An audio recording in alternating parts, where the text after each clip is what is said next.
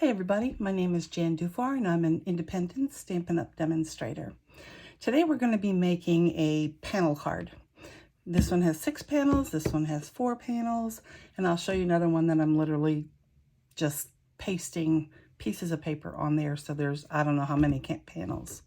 To make these 2 particular ones, and again I will have all the instructions down below if you're on YouTube. There'll be also a link to my website, which has a project sheet that you can download. In the case of this card, which is the one we're going to make today, is 4 strips of a 3/4 inch by 2 5/8, and 2 rectangles that is 2 3/8 by 2 5/8. I'm sorry, again, those will be written down there. All you need to do is find, and you don't need even 4, but I feel like 4 is a little bit easier to manage for colors because a lot of the other sides are also nice. So all I did was I split it up into 2 because I just wanted to cut 2 pieces of the DSP at a time. And so I went ahead and cut my first one at 2 5/8 by 2 3/8. So I just went ahead and cut that down, set this aside, and that gave me 2 panels. And then I did the same thing again on this one and got the other 2 panels. Then for the larger rectangles, I looked on the other side to see if there was something that I thought I would like best for the corners, and I went ahead and cut those 2 because this is 4 and this is 2 more, and that made up for all of them. So I actually have 6 different colors here out of 4 pieces of DSP that were 6 by 6. And you can make, I didn't figure out exactly how many, but I would venture a guess you can make at least, with 4 sheets of 4 by 4, you can make at least, I'll say 10 to 15 cards, depending on how they wrap up. This one I wanted to use the hello, which is a little bit big for this. I probably could have fit it on, but I didn't want to force it. So I refigured out the measurements for you. Again, they will all be posted on my blog. But it is 2 rectangles that are 2 5/8 by 2 3/8. So essentially the same as the first card, which is giving you these 2, or these rectangles. And then 2 rectangles that are 2 5/8 by 1 5/8.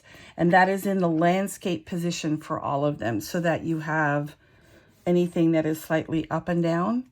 But if you look real close, this is a sideways panel and I didn't care. So I would recommend that you have at least one of the colors be a little bit lighter so that a dark ink on it will show up. But I'll show you exactly how I did that. Going over this card. The background is up to you. I made, and I'll show those to you now. I made some with, this is a different one. I used crushed curry on this one. This is fresh freesia. This is another crushed curry. Oops, I had some practice sheets of paper. This is one of the ones that I had leftover pieces.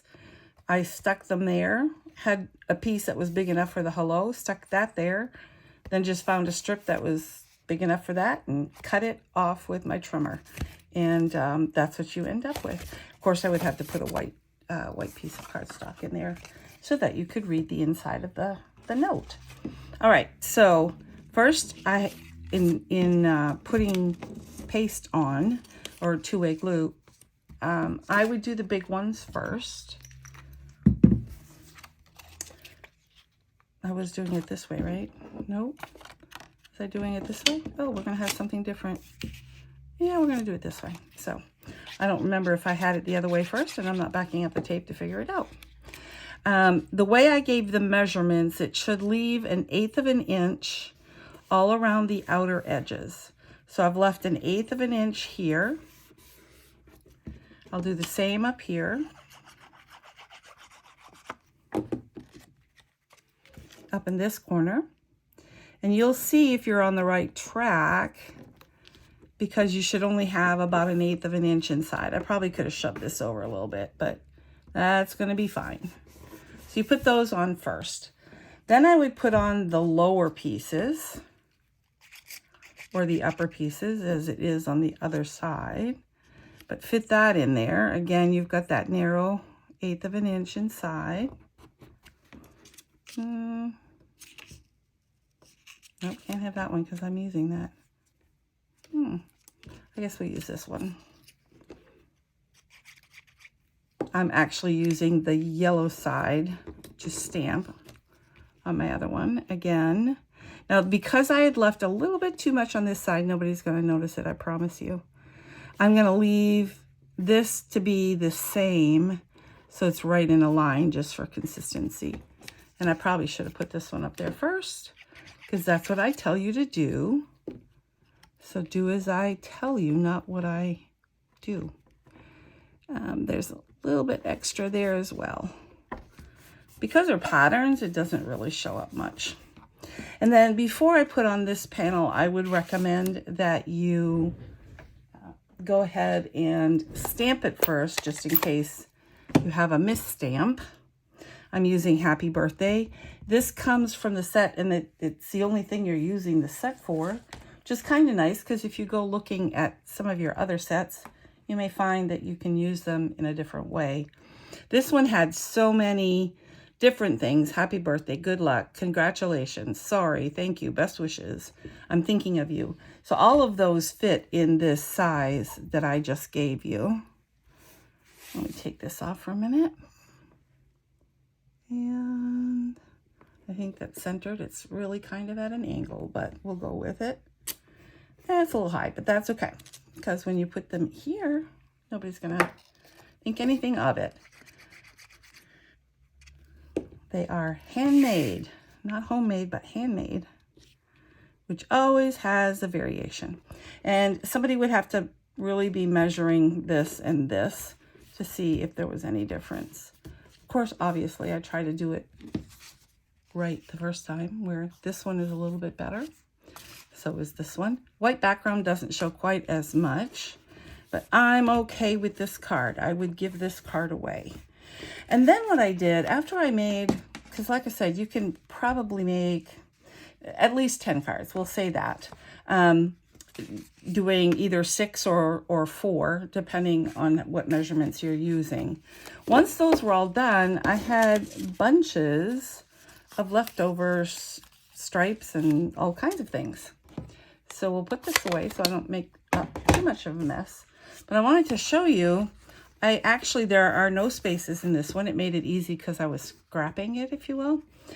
I put down a piece. I had a bunch that were this size because of the measurements previously made for the other card. So I just lined those up.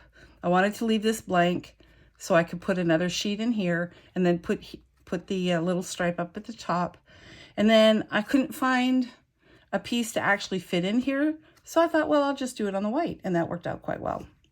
And then again, this was a standard size, so I just bumped it up again. I needed a little part. I literally measured it, cut out a sheet of actually one of these, cut that in half, and laid it down. And I didn't have to worry about what the measurements were, because all I did was paste it down, and then you cut it off. And there you have a card. Now, you could take these pieces and take it as far as you want. You could just keep laying them down and pasting them. The 4-panel card, where did I put it? Here it is. The 4-panel card, again, I had the different measurements. I wanted the bigger hello, and that comes from this set, Biggest Wishes. And all of these, including this, friend would fit, thanks would fit in this spot perfectly. So with 2 sets, you can have all kinds of different cards. This is just a quick update on how to use your leftover scraps that you have. Rather than trash them, I don't keep the little pieces. Like this a little bit too little. But I do use the larger ones, and this is just a very quick way to make them all work out. Even if you don't use the measurements, if you use this method and just fill in the space, it works out really well. This is posting at the beginning of April, middle of April. We will have a new catalog that comes out for I think it comes out the 4th of May. So if you don't have a demonstrator and you would like a new catalog, email me at jandufour@yahoo.com.